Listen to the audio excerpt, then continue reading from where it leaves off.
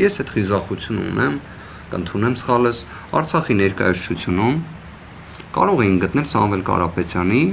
եթե չեմ սխալվում, շուրջ 50 միլիոն դոլարից էլ ավել կատարած բարեգործությունները Արցախի Հանրապետությունում, որի համար 2021 թվականի հունիսի 18-ից հետախուզվում է Ադրբեջանի իշխանությունների կողմից։